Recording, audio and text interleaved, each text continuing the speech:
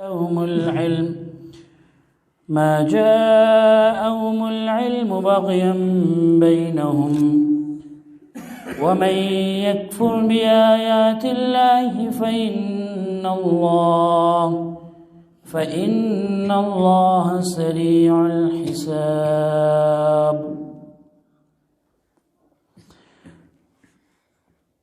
اللہ تبارک و تعالی نے پچھلی آیتوں میں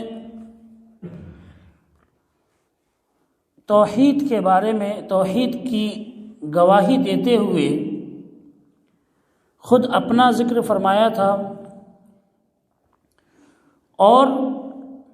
فرشتوں کا ذکر کیا تھا کہ فرشتے بھی گواہی دیتے ہیں، اور اس کے ساتھ میں اللہ تبارک و تعالی نے علماء کرام کا خاص طور سے ذکر کیا تھا کہ علماء بھی گواہی دیتے ہیں اس بات کی۔ تو اس میں اللہ تعالیٰ نے عالموں کی بڑی فضیلت بیان کی ہے، جو لوگ دین کا علم حاصل کرتے ہیں اور اس پر عمل کرتے ہیں اور اس کو پھیلاتے ہیں۔ یہ تین کام جس عالم کے اندر ہے اس عالم کی بہت زیادہ فضیلت ہے، اور اللہ کے رسول صلی اللہ علیہ وسلم نے فرمایا ترمذی شریف کی حدیث میں، جیسا کہ میں نے پہلے بیان کیا تھا، کہ اس کی فضیلت ویسے ہی ہے جیسے نبی صلی اللہ علیہ وسلم کی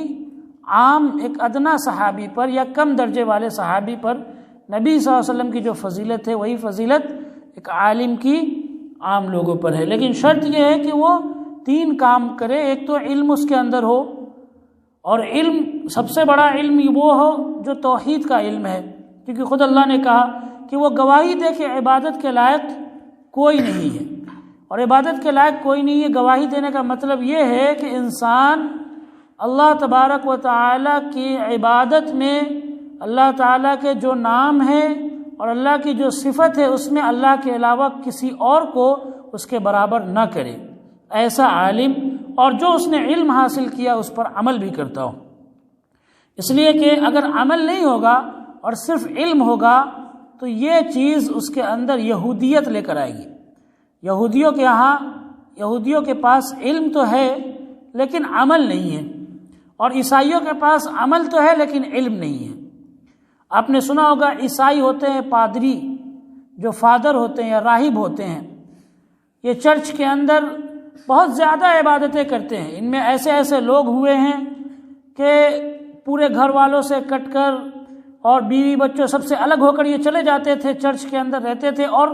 کسی عورت کا چہرہ نہیں دیکھتے تھے، اور دن رات وہ پریئر میں لگے رہتے تھے، پوجا میں لگے رہتے تھے۔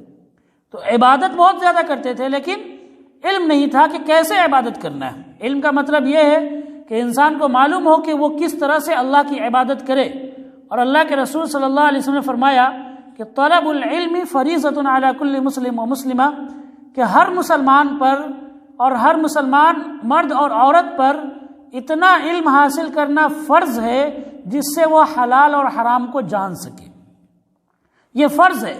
جیسے 5 وقت کی نماز فرض ہے، زکوٰۃ فرض ہے، روزہ فرض ہے رمضان کے، اسی طرح سے ہر مسلمان مرد اور عورت پر اتنا علم حاصل کرنا فرض ہے جس سے وہ حلال اور حرام میں فرق کر سکے کہ کون سی چیز حلال ہے اور کون سی چیز حرام ہے۔ یہ موٹی موٹی باتیں اس کو معلوم ہونی ضروری ہے۔ اگر نہیں اس کو معلوم ہے تو پھر اللہ تبارک و تعالی کل قیامت کے دن اس کو سزا دے گا، اس لیے کہ اس کے پاس علم نہیں ہے تو وہ غلط طرح سے عبادت کرے گا۔ جس کے پاس علم نہیں ہوتا ہے وہ غلط طریقہ اپناتا ہے، غلط طریقہ سے عبادت کرتا ہے، اس کو طریقہ نہیں معلوم ہوتا ہے عبادت کا۔ جب علم آئے گا تو عبادت کا طریقہ معلوم ہوگا، حلال اور حرام میں فرق جانے گا۔ تو علم اور عمل، اور اس کے بعد میں اس کو وہ پہنچائے، ہے نا، اس کو وہ پہنچائے۔ تبلیغ، یہ دعوت کا کام عالموں پر سب سے زیادہ ضروری ہے، اس لیے کہ یہ حدیث اور قرآن کو جاننے والے ہیں، سمجھنے والے ہیں۔ اگر یہ دعوت کا کام نہیں کریں گے اور یہ دین کو دوسروں تک نہیں پہنچائیں گے تو اللہ کے رسول صلی اللہ علیہ وسلم نے فرمایا، صحیح حدیث ہے کہ جس کو اللہ تعالیٰ نے کوئی بھی علم دیا، اللہ تعالیٰ نے کسی کو کوئی علم دیا، پھر اس علم کو وہ چھپایا اس نے، تو قیامت کے دن اس کو آگ کا پھندا اس کے گلے میں ڈالا جائے گا. الجم یوم القیامت بلجام من النار. اور یہ صرف عالم کے لیے نہیں بلکہ کوئی بھی آدمی، آپ کے پاس ایک علم آ گیا، آپ کو جانکاری مل گئی کہ شراب پینا حرام ہے، آپ نے کسی شرابی کو دیکھا یا پھر کسی ایسے آدمی کو دیکھا جو شراب پیتا ہے، کیا آپ نے اس کو بتایا؟ اگر آپ نے اس کو نہیں بتایا تو آپ نے اپنے علم کو چھپایا. آپ نماز پڑھنا فرض سمجھتے ہیں، آپ نے کسی بے نمازی کو نماز کے بارے میں نہیں بتایا، آپ نے اپنے علم کو چھپایا. اب آپ نے جو علم کو چھپایا ہے تو اللہ تعالیٰ اس کے بدلے میں آپ کو جہنم کے اندر گلے میں پھندا، آگ کا پھندا پہنائے گا. تو علم کے ساتھ عمل اور عمل کے ساتھ تبلیغ بھی ضروری ہے. اور صرف تبلیغ نہیں بلکہ عمل، انسان دوسروں کو سمجھا رہا ہے اور خود عمل نہیں کر رہا ہے، تو ایسے لوگوں کے بارے میں اللہ کے رسول صلی اللہ علیہ وسلم نے فرمایا کہ وہ علماء جو خود اپنے آپ کو بھول جاتے ہیں، ہے نا، دوسروں کو نصیحت کرتے ہیں، دوسروں کو بڑا اچھا سمجھا لیتے ہیں لیکن اپنے آپ کو بھول جاتے ہیں، تو اللہ کے رسول صلی اللہ علیہ وسلم نے فرمایا کہ ایسے لوگوں کے جہنم کے اندر، ایسے لوگوں کی زبانیں آگ کی قینچی سے کاٹی جا رہی ہیں. اللہ کے رسول صلی اللہ علیہ وسلم نے دیکھا ایسے لوگ تھے کچھ جن کی زبانوں کو آگ کی قینچی سے کاٹا جا رہا تھا. تو اللہ کے رسول صلی اللہ علیہ وسلم نے فرشتے سے پوچھا کہ یہ کون لوگ ہیں؟ کہا کہ یہ وہ علماء ہیں جو دوسروں کو تو سمجھاتے تھے لیکن خود عمل نہیں کرتے تھے. تو اللہ تعالیٰ نے کیا فرمایا؟ اتامرون الناس بالبر، کیا لوگوں کو تم اچھائی کا حکم دیتے ہو، وتنسون انفسکم، اور تم اپنے آپ کو بھول جاتے ہو. تو انسان عمل کرے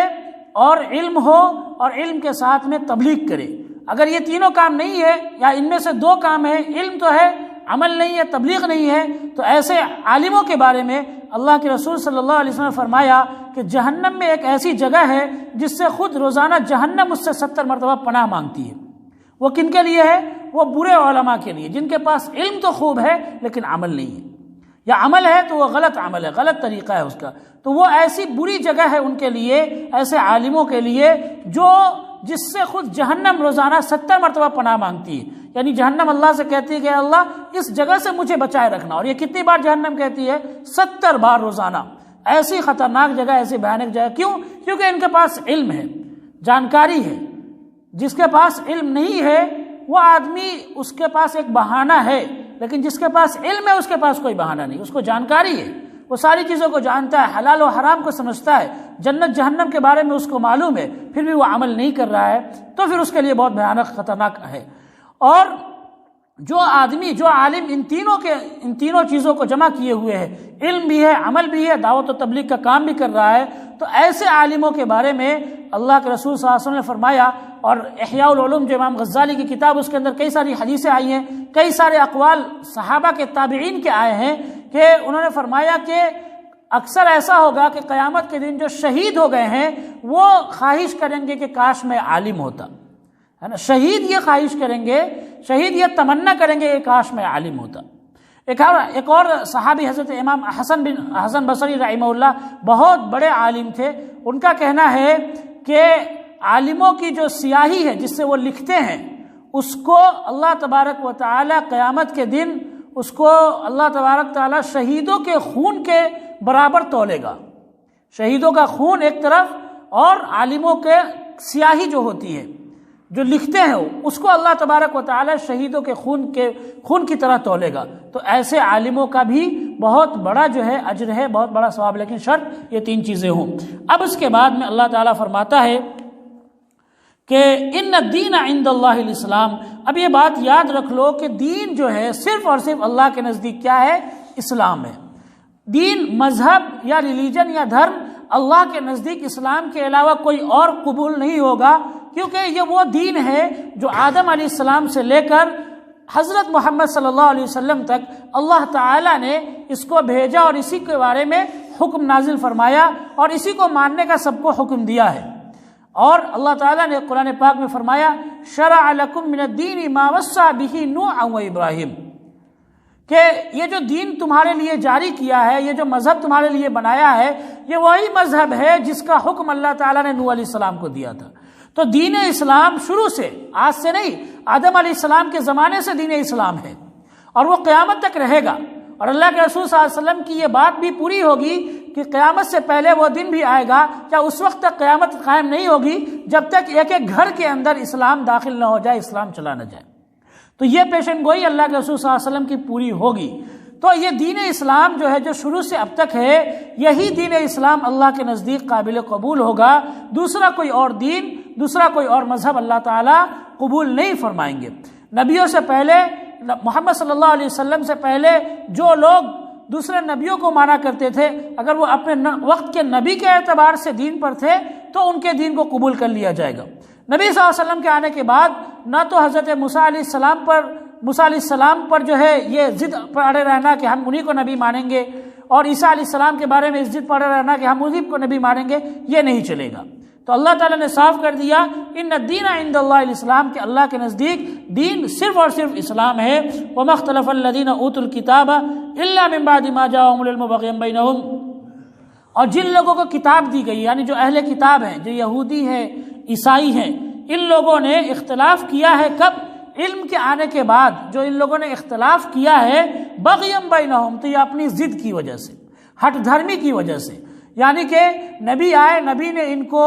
بتا دیا، صحیح راستہ بتا دیا، صحیح طریقہ بتا دیا۔ اب نبی کے جانے کے بعد انہوں نے اختلاف کیا، نبی کے طریقے سے ہٹ کر طریقہ اپنایا، تو ایسے لوگوں کے بارے میں اللہ تعالیٰ فرما رہا ہے کہ یہ اپنی ہٹ دھرمی کی وجہ سے ہٹے، اپنی ضد کی وجہ سے ہٹے۔ ورنہ جتنے نبی آئے ہیں ان سب نبیوں نے حضرت محمد صلی اللہ علیہ وسلم کے بارے میں بیان فرمایا ہے کہ آخر میں نبی آئے گا، اس کی نشانی بھی بتائی ہے، اور اللہ تبارک و تعالی نے جو نشانیاں محمد صلی اللہ علیہ وسلم کے اندر رکھی ہیں وہ پہلی کتابوں کے اندر موجود ہیں، چاہے وہ یہودیوں کی کتابیں ہو، توریت ہو، انجیل ہو، یا زبور ہو، یا پھر آج کل ہمارے یہاں جو رائج ہے، بلکہ ایسا مانا جاتا ہے کہ ویدوں کے اندر بھی حضرت محمد صلی اللہ علیہ وسلم کی نشانیاں پائی جاتی ہیں۔ تو اللہ تعالیٰ نے ساری نشانیاں جو ہے نبی صلی اللہ علیہ وسلم کے بارے میں پہلی کتابوں کے اندر بیان کر دی ہے، یہاں تک کہ حضرت ابوبکر رضی اللہ عنہ کا ذکر پرانی کتابوں میں ملتا ہے، جو پہلے کی یہودیوں کی، عیسائیوں کی کتابیں ہیں۔ حضرت عمر فاروق رضی اللہ عنہ کا ذکر ملتا ہے، جو پرانی یہودیوں کی اور عیسائیوں کی کتابیں ہیں۔ میں ایک مختصر سا واقعہ بیان کرتا ہوں۔ جب حضرت عمر رضی اللہ عنہ نے بیت المقدس کو فتح کیا، جو مسجد اقصی یعنی فلسطین میں جو مسجد ہے، جو ہمارا پہلا قبلہ ہے، خانہ کعبہ سے پہلے جو ہمارا قبلہ تھا، بیت المقدس کہیں یا پھر آپ المسجد الاقصی کہیں، مسجد اقصی کہیں، یہ اس کو جب فتح کیا تو اس کا کئی مہینوں تک جو ہے گھیراؤ رکھا مسلمانوں نے۔ تو شہر کے اندر جو تھا، وہ فلسطین کے اندر کھانے پینے کا اچھا خاصا سامان تھا، تو وہ لوگ پریشان بھی نہیں ہو رہے، تو اپنا گھر میں آرام سے رہ کر کھا پی رہے تھے، انہوں نے بہت سارا سامان جمع کر لیا تھا۔ تو ایک دن کیا ہوا، اچانک سے کچھ مذہبی لوگ جو یہودی ہوتے ہیں، یہودیوں کے کچھ مذہبی لوگ اچانک سے نکلے، اور انہوں نے اپنی دیواروں پر چڑھ کے کہا، مسلمانوں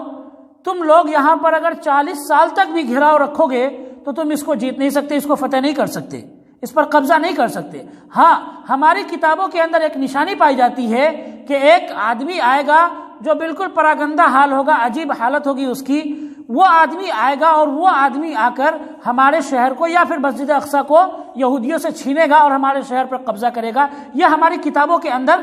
ملتا ہے اس کا ذکر۔ اور انہوں نے کہا، جو ان کے مذہبی لوگ تھے، انہوں نے کہا کہ مجھے ایسا تم میں سے کوئی آدمی نظر نہیں آ رہا ہے جس کے ہاتھ پر یہ فتح ہونے والے ہیں۔ تو اس کے بعد میں جو اس کے لیڈر تھے حضرت عبیدہ بن جراح رضی اللہ عنہ، ابو عبیدہ بن جراح، جن کو اس امت کا امین کہا جاتا ہے، امانت دار کہا جاتا ہے، حضرت ابو عبیدہ بن جراح رضی اللہ عنہ کے دماغ میں فوراً آیا کہ وہ آدمی تو حضرت عمر رضی اللہ عنہ مدینہ کے اندر بیٹھے ہوئے ہیں۔ تو انہوں نے حضرت عمر کے پاس خبر بھیجوائی کہ ایسی ایسی بات ہے، آپ یہاں تشریف لائے، اس کے بعد میں یہ فتح ہو جائے گی، اس پر قبضہ ہو جائے گا ہمارا۔ تو حضرت عمر رضی اللہ تعالیٰ عنہ مدینہ سے چل کر آئے، اور اس وقت بھی آنے کی بھی بڑی عجیب حالت ہے، کیفیت ہے کہ وہ آئے تو ان کے ساتھ میں ایک غلام تھا، اور ساتھ میں ایک تھیلی ستو رکھی ہوئی تھی، انہوں نے کپڑے پرانے پہنے ہوئے تھے، ایک سواری تھی، ایک اونٹ تھا، اور اس پر آدھے راستے تک حضرت عمر بیٹھتے، پھر اس کے بعد میں غلام کو بیٹھاتے، زبردستی غلام کو بیٹھاتے۔ جب مسجد اقصی پہنچنے والے تھے تو غلام کے بیٹھنے کی باری تھی، اس کا غلام ان کو ضد کرنے لگا کہ حضور آپ بیٹھ جائیے اس پر، ورنہ لوگ کیا کہیں گے۔ حضرت عمر نے کہا کہ نہیں، جیسی باری ہے ویسے ہی چلنے دو، اس لیے کہ اللہ تبارک و تعالی نے ہمارے لیے یہی یہ رکھا ہے کہ ہم تمام لوگوں کے ساتھ برابری کریں، چاہے وہ بادشاہ ہو یا غلام ہو، کوئی بھی ہو۔ یہ وہاں پر پہنچے، وہاں پر پہنچنے کے بعد میں حضرت ابو عبیدہ بن جراح رضی اللہ عنہ نے دیکھا تو کہا کہ حضور کچھ اچھا کپڑا پہن لیتے، کیونکہ یہ ایسے لوگ ہیں جو کپڑے اور سونے چاندیوں میں